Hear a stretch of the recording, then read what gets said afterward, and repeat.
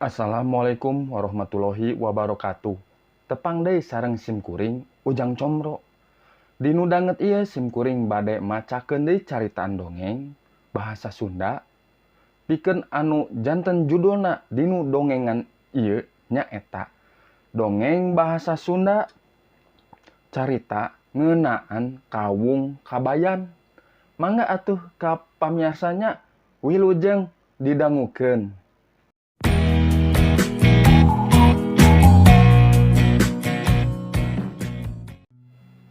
Dongeng bahasa Sunda carita ngeunaan kawung kabayan.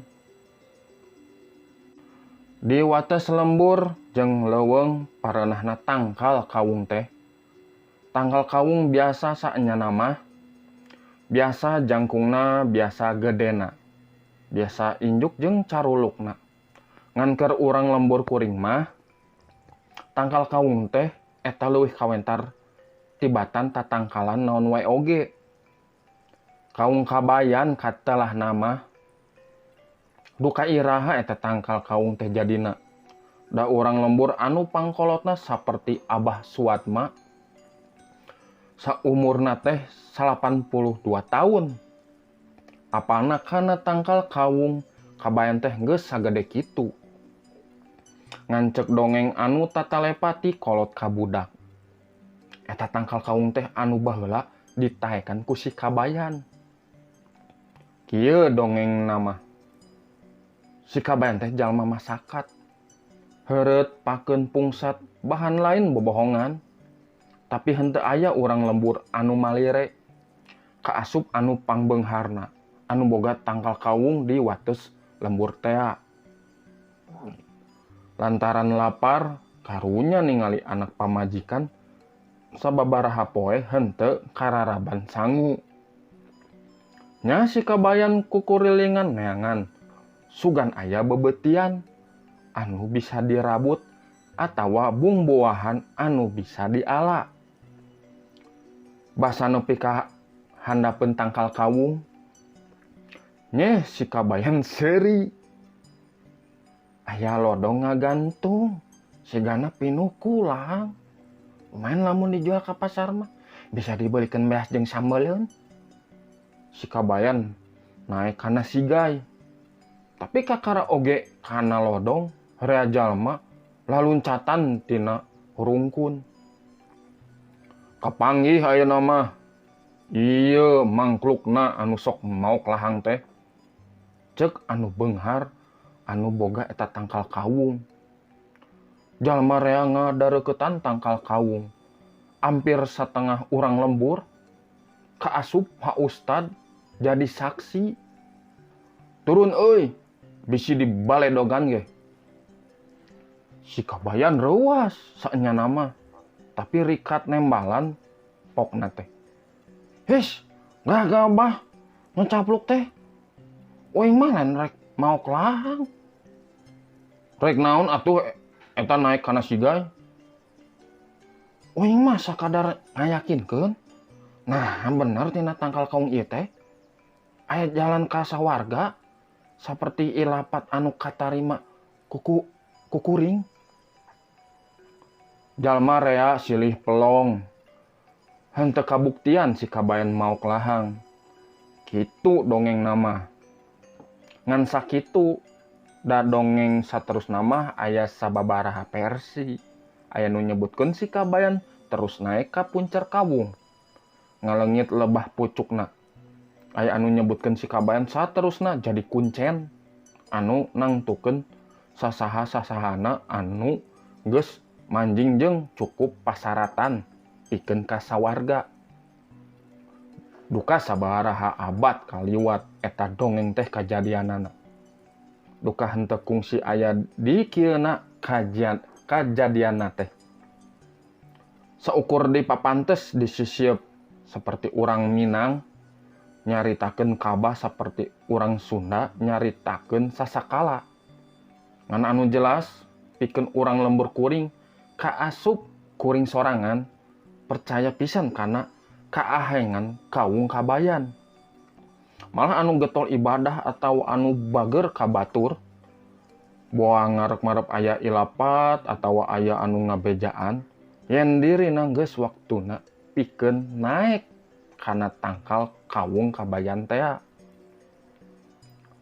Saha atuh anu henteu kabita ku sawarga tempat endah, tempat sakabeh panca indera ngarasakeun kasugemaan, tempat anu sakabeh anu percaya mah mika hayang langgeng di jerona. Henteu aya anu apal saha kuncena kawung kabayan ayeuna mah. Da cenah kuncen teh nyumput dinu caang nyamuni bari katingali. Ngan lamun aya jalma pinilih anu geus manjing ka sawarga, beja teh tatalepa. Dukati saha mimitina. Ari anu kapilih pikeun ka sawarga henteu diwatesan ku pacabakan atawa pakaya. Mang Suad mah saukur buruh ngabedug. Pakanta pangsiunan polisi. Aki Sanuri tukang ngangon meri. Buru biah mah anu gaduh 5 pabrik kurupuk. Ma Acih tukang surabi. Basa Pa Sumitra naik ka sawarga oge kitu kajadianana. Ujug-ujug jalma salembur apal. Atuh sararea juljo narepungan. Anu ngarasa boga dosa ka Pa Sumitra. Pok deui, menta dihampura bari ngaguk-guk. Atuh Pa Sumitra kasaha-kasaha ngabageakeun. Henteu weleh gede hampura. Bari anjeunna oge pok deui, menta dihampura. Raja kayana satengahna diwariskeun ka barudakna. Anu satengahna deui mah diwakafkeun pikeun ngadegkeun madrasah. Anu ketir mah basa jajab ka tangkal kawung kabayan tea. Di bumi Pa Sumitra nepi ka wates lembur anu aya tangkal kawung tea. Jalan satapak teh ngadadak ngalegaan. Lalening barersih saja jalan shalawat jeung kalimah thayyibah ngusapan kasadaran anu pangjerona. Eta weh anu ceurik henteu kaampeuh di ditu di dieu. Ceurik anu bungah, ceurik anu kagagas. Atuh tangkal kawung tea katingalina teh cahayaan aya ku endah injuk jeung carulukna. Basa Pa Sumitra naik satahap demi satahap kana sigay. Jep we jempe urang lembur teh. Mega putih ngadingding ngahalangan moreretna panon poe. Angin aya ku rintih, Pa Sumitra imut basa nepi ka puncer kawung. Imut anu endah, imut pangendahna anu kungsi katingali ku urang lembur. Terus lalaunan awakna ngaipisan. Seperti cahaya terus ilang tanpa karana. Dukati saha mimitina. Beja teh nyebar ka sakabeh urang lembur. Beja yen kawung kabayan hektaran tanah anu aya di sabudeureun tangkal kawung kabayan ditawar ku urang kota. 10 miliar cenah hargana oge. Harga anu pik kabitaeun tangtuna oge. Di lembur kuring mah apan tanah teh sabatana ngan 500.000 perak. Basa ku urang lembur ditanyakeun ka pakubu. Di sabudeureun kawung kabayan teh apan tanah? Carik. Jawabanna teh henteu wae ditawar tapi geus mupakat dijual. Cilaka jang, bakal aya mamalana. Sawarga mah moal bisa dibeli ku pakaya dunya. Cek Abah Ihin basa kuring salat di tajuk sisi sawah. Abah Ihin teh marbot di eta tajuk. Tajuk leutik tapi ari sore mah meuh rame da barudag di alajar ngaji ka Mang Asep.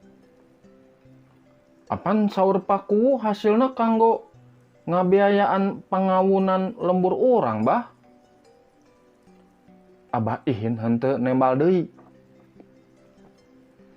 Saminggu ti harita tanah anu dibeli ku urang kota teh di pagar kawat. Anu ngadegkeun bangunan berang peuting henteu reureuh. Anu gawena sawareh urang lembur. Rareana mah daratang ti lembur sejen. 3 bulan ge ngadeg tempat wisata. Aya panginapan, situ tempat paparahuan, pamancingan, flying fox, karaoke, jeung duka naon deui. Ngan wisata anu utamana, anu pangmahalna mah Kawung Kabayan teh. Berlibur ke surga, cenah cek dina brosurna oge. Cek beja mah 500 juta mayar saurangna. Wah edan. Tangtu wae anu wisata kadinya mah lain jalma jore-jore. Da anu kabedag mayar ngan maranehna. Anu baroga duit leuwih. Maksud teh leuwih ti anu kabayangkeun ku urang lembur. Pagawe biasa mah anu hirupna ngandelkeun gaji wungkul tong pirajenan ngimpi-ngimpi acan.